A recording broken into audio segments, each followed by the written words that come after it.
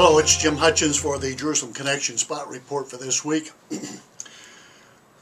Just the other day I received an email from a very dear rabbi friend of mine, and he alerted me to an issue that's been whirling around the liberal Protestant denominations in this country for some time, and that's the issue of BDS, boycott, divestment, and sanctions.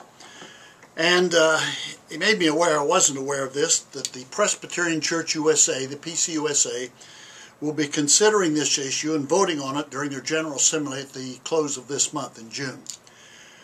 And we have a letter in this e-newsletter we're sending to you that includes a spot report that I'd love to have you take a look at this.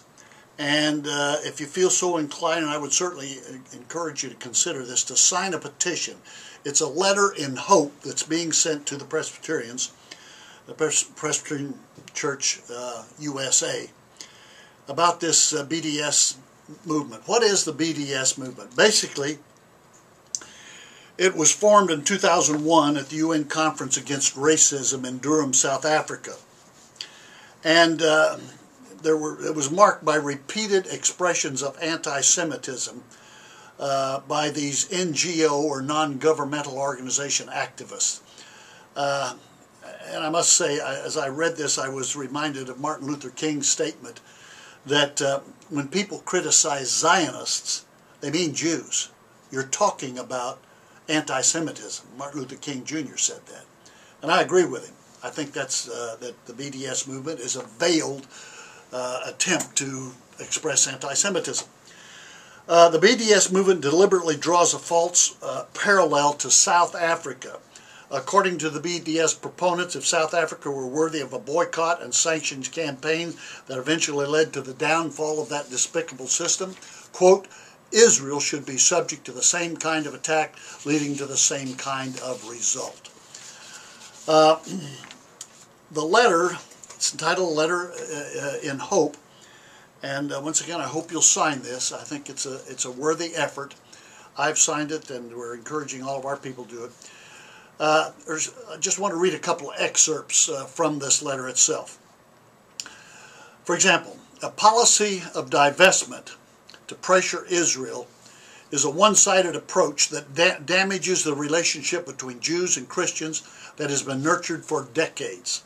It promotes a lopsided assessment of the causes of and solutions to the conflict, disregarding the complex history and geopolitics involved. Furthermore, it shamefully paints Israel as a pariah nation solely responsible for frustrating the peace. Say nothing about the suicide bombers and the thousands of rockets that have been sent in from Gaza by Hamas and Islamic Jihad and others. The BDS movement, many of the major proponents of divestment do not support Israel's right to exist. They shouldn't even exist, thus deepening this fear. Divestment as a policy is more likely to encourage those with more extreme aims than to foster reconciliation. Simply put, the bitter debate over divestment drowns out the real conversation about how to end the conflict. And then finally, quite honestly, were American Christian denominations to indict only Jews in Israel for the conflict with the Palestinians, they would justify the violence perpetuated against Israeli citizens, including children, as the unfortunate result of Israel's unilateral guilt. In other words, Israeli victims would be responsible for their own suffering. Frankly, such a representation is anything but an expression of friendship and common purpose, and it would replace the closeness and comfort the Jewish community feels in existing relationships with distance, distrust, and disappointment.